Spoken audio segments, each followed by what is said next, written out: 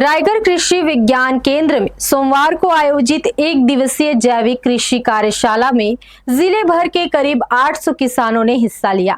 खेत बचाओ अभियान के तहत आयोजित इस कार्यक्रम में किसानों को जैविक और प्राकृतिक खेती अपनाने के फायदे बताते हुए खेती की लागत कम करने और हरित खाद के उपयोग को बढ़ावा देने पर जोर दिया गया।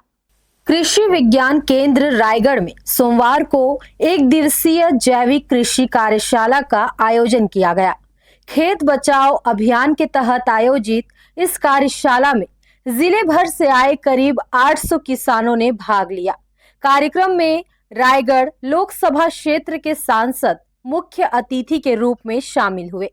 कार्यशाला का उद्देश्य किसानों को जैविक और प्राकृतिक खेती के प्रति जागरूक करना और रासायनिक खेती से होने वाले दुष्प्रभावों की जानकारी देना था। विशेषज्ञों ने किसानों को बताया कि किस प्रकार जैविक और प्राकृतिक खेती अपनाकर खेती की लागत कम की जा सकती है और भूमि की उर्वरता को लंबे समय तक बनाए रखा जा सकता है। कार्यक्रम में कृषि वैज्ञानिकों ने रासायनिक उर्वरकों और कीटनाशकों के अत्यधिक उपयोग से मिट्टी की गुणवत्ता पर पड़ने वाले असर और उससे उत्पन्न चुनौतियों पर विस्तार से चर्चा की। साथ ही जैविक खाद, जीवामृत, गोबर खाद और हरित खाद के उपयोग को बढ़ावा देने पर जोर दिया। जैविक कार्यशाला जो कृषि विज्ञान केंद्र रायगढ़ में आयोजित किया गया है, इसमें पूरे ज़िले के करीब 600 से 800 किसान जो है भाग ले रहे हैं और ये जैविक कार्यशाला जो है पूरे भारत में जून के महीने में खेत बचाओ अभियान के तहत जो है संचालित है।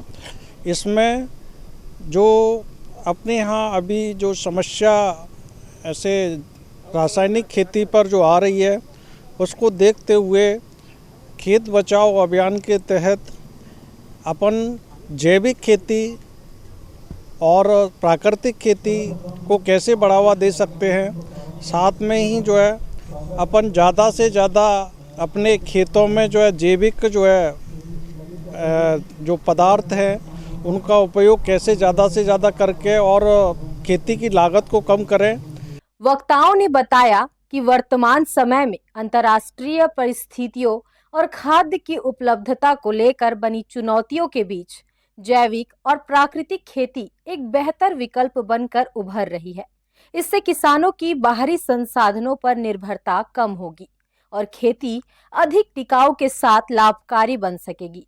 कार्यशाला के दौरान किसानों ने विशेषज्ञों से विभिन्न कृषि तकनीकों की जानकारी प्राप्त की और जैविक खेती से जुड़े अपने सवालों के जवाब भी लिए।